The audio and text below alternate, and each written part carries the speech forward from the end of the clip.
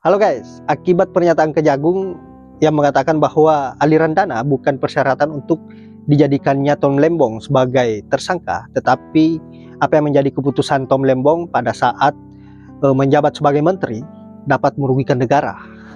Dan akhirnya apa yang menjadi pernyataan Kejagung ini menjadi bahan tertawaan oleh netizen. Dan secara spontan mengatakan bahwa kalau berbicara persoalan kerugian negara, maka tidak ada yang mengalahkan Mulyono.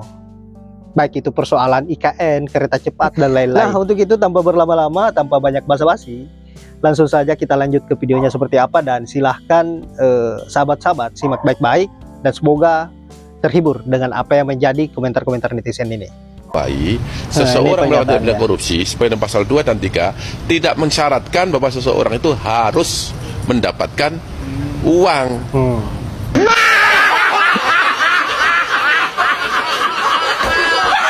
Ya Allah. Kalau tindak pidana korupsi,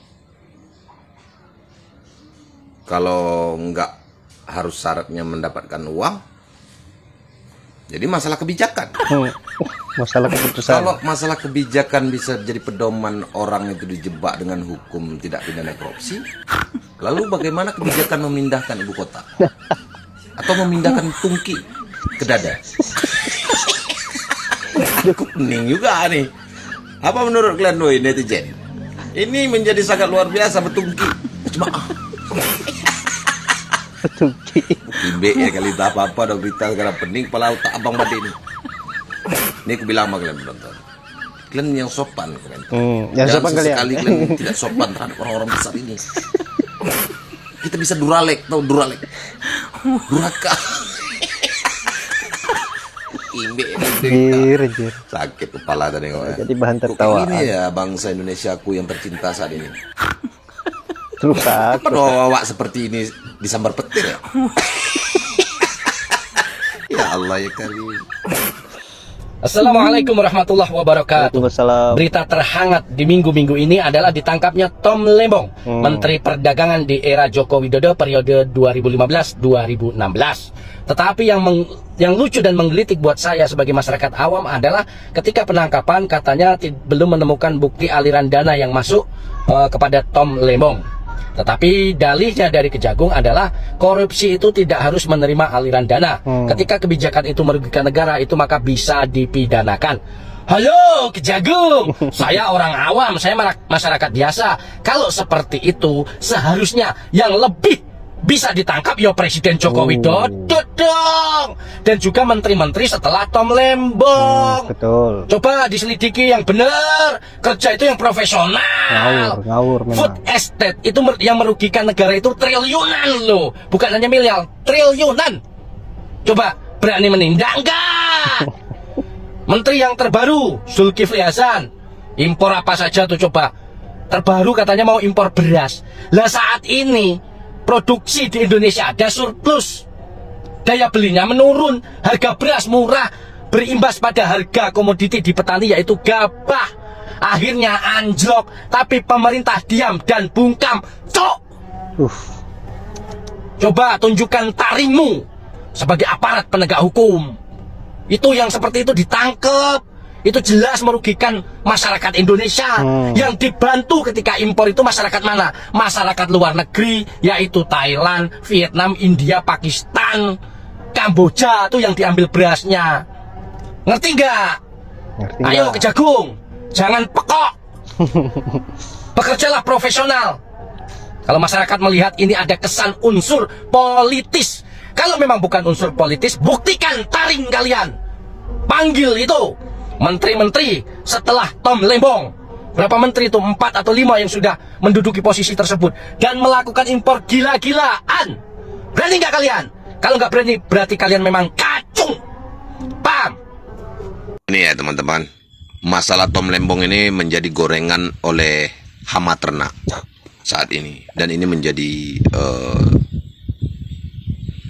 percakapan yang luar biasa bombastis di media sosial, termasuk dari platform mana aja tuh. Jadi hama ternak itu suka sekali terhadap berita penangkapan Tom Lembong terkait tindak pidana korupsi.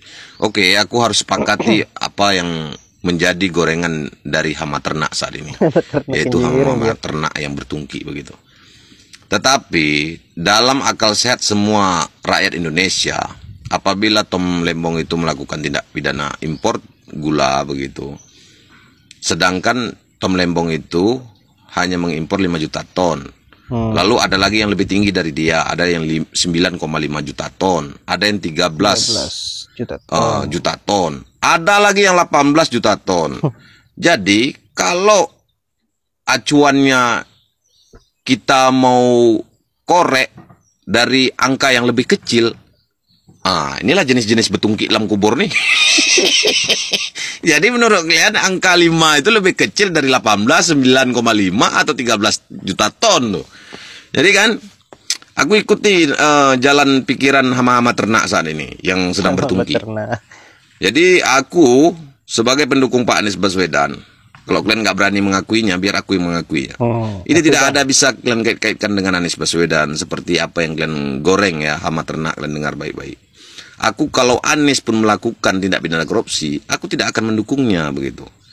Kalau kalian itu merasa orang-orang dari bagian orang-orang yang memikirkan tentang kepentingan bangsa dan negara, harusnya kita semua ini tidak menggunakan plakat yang kita gunakan atau simpul-simpul yang udah kita tinggalkan selama ini sebagai pendukung-pendukung dari kandidat selesai pilpres kemarin. Kalian betungki kalau masih sampai saat ini menggunakan itu. Karena itu udah nggak masanya lagi begitu. Masanya saat ini untuk pembangunan kepercayaan terhadap publik tuh. Siapa aja pemimpinnya saat ini yang terpilih secara sah gitu kan. Aku mendorong ini semangat nih di era Pak Prabowo nih. Ungkap semua kejahatan-kejahatan yang ada di Indonesia tuh.